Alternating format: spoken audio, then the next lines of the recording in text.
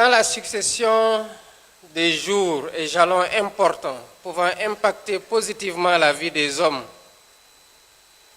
ce 26 janvier est une date marquante, avec la tenue ici à Dakar de la réunion de haut niveau préparatoire à la conférence des Nations Unies sur l'eau en décembre 2026. Votre présence à Dakar témoigne de l'importance politique que la communauté internationale accorde à l'eau et à l'assainissement. Non seulement comme enjeu sectoriel, mais également comme fondement essentiel de la dignité humaine, de la santé des populations et de la stabilité des sociétés, mais aussi de la prospérité partagée des nations. L'eau est en effet une ressource vitale pour l'homme et la nature. L'eau est indispensable au maintien de l'équilibre de la planète et à l'atteinte des objectifs de développement durable. Et pour autant, nous le constatons tous, la crise de l'eau est une réalité mondiale. Selon les Nations Unies, 2,2 milliards de personnes n'ont toujours pas accès à une eau potable sûre. Et près de 3,5 milliards restent privés de services d'assainissement adéquats. Pendant que 4 milliards de personnes subissent une pénurie d'eau sévère au moins un mois par an. L'Afrique est particulièrement affectée par cette crise, avec 40% de la population qui n'a pas accès à l'eau potable et plus de 70% de manque de services d'assainissement de base. C'est une situation moralement inacceptable. Et tant qu'elle persistera, notre responsabilité collective restera engagée. Car les crises de l'eau alimentent les crises alimentaires, fragilisent les économies, déplacent les populations et exacerbent les tensions. Hélas, la crise s'accroît avec l'accélération du dérèglement climatique qui impacte gravement les liens intrinsèques entre l'eau et le climat. Étant établi que l'eau agit sur le climat, tout comme le climat détermine la disponibilité et la qualité des ressources en eau. En effet, le changement climatique perturbe considérablement le cycle de l'eau, entraînant sécheresse, inondations selon les précipitations faibles ou surabondantes, la fonte des glaces du fait du réchauffement climatique, ainsi que du changement des niveaux marins. L'eau, quant à elle, est un facteur climatique majeur. Et ces perturbations affectent notamment la disponibilité d'eau douce, la santé, l'agriculture, l'énergie, l'éducation et la biodiversité. Face à cette précarisation de la vie, le coût de l'inaction est immense. Il se mesure en vie humaine perdue, en opportunités de développement compromises, en fractures sociales aggravées et parfois en paix menacée. C'est pourquoi investir dans l'eau n'est pas seulement financer les infrastructures, mais également investir dans la résilience climatique, dans la prévention des tensions et des conflits, dans la stabilité et la prospérité mondiale.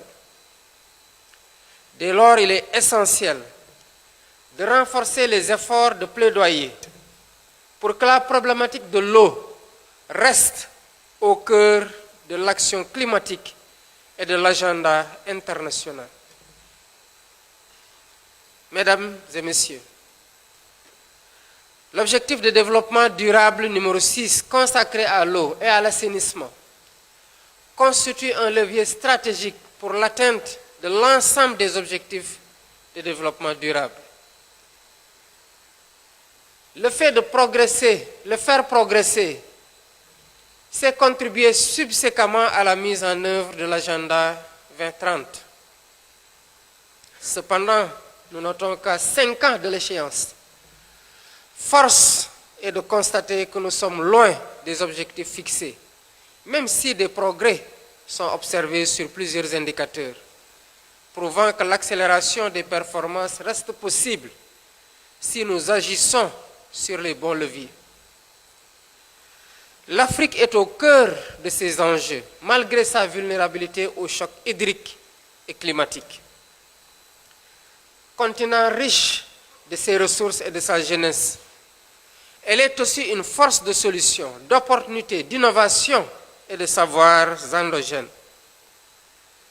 Je me réjouis à cet égard que l'Union africaine ait proclamé l'année 2026 année de l'eau en Afrique, en cohérence avec la prochaine adoption de la nouvelle vision africaine de l'eau, pilotée par le Conseil des ministres africains de l'eau, actuellement présidé par le Sénégal, champion d'Afrique.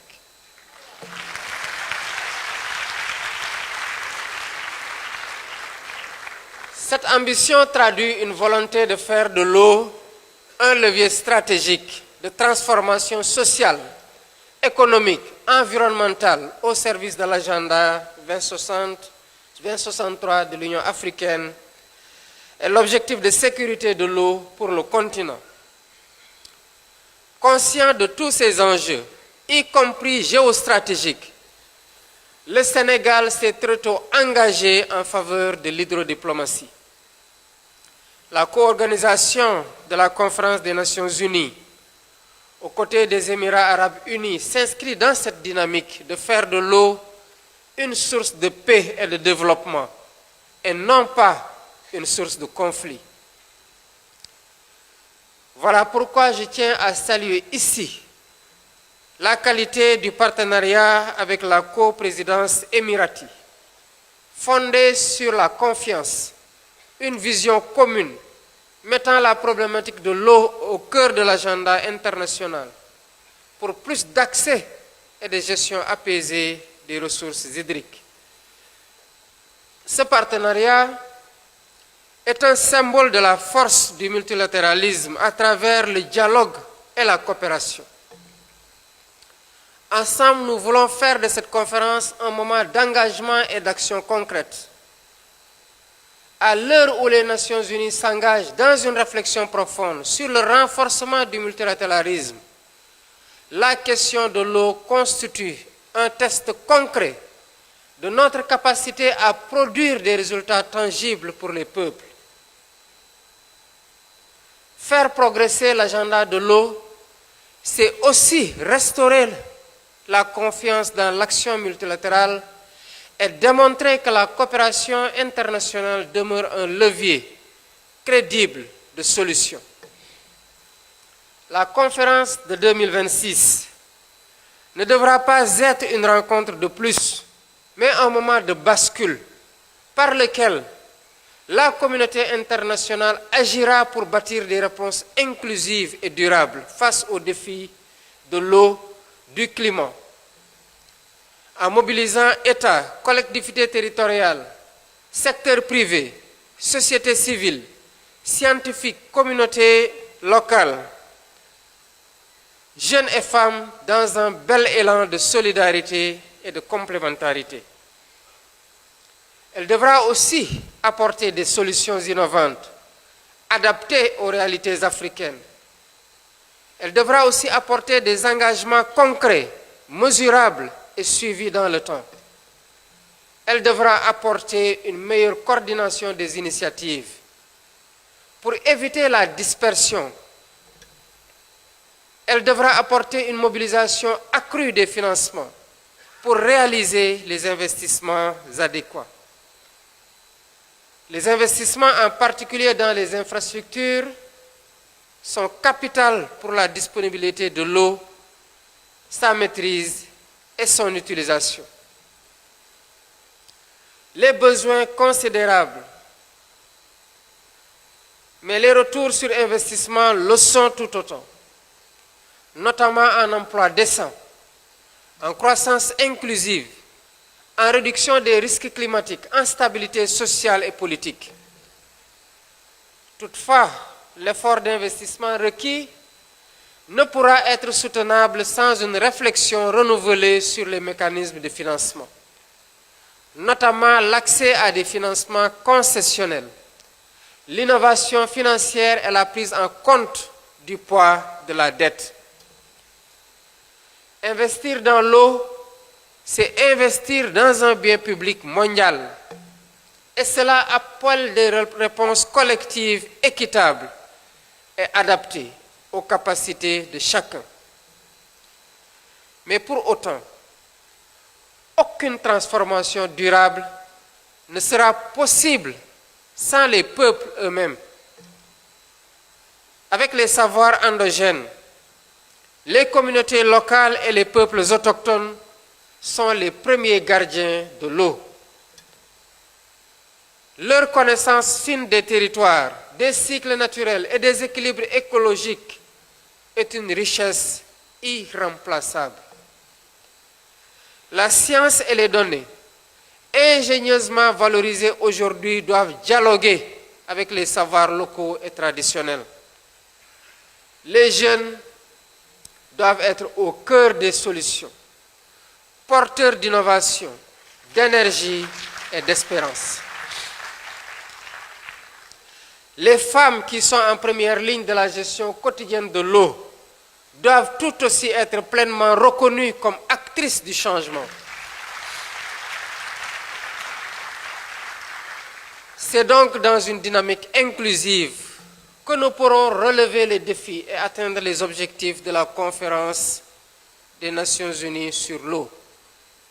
C'est pourquoi je me réjouis de la grande diversité des acteurs présents ici à Dakar pour la co-construction d'une feuille de route pertinente et efficace.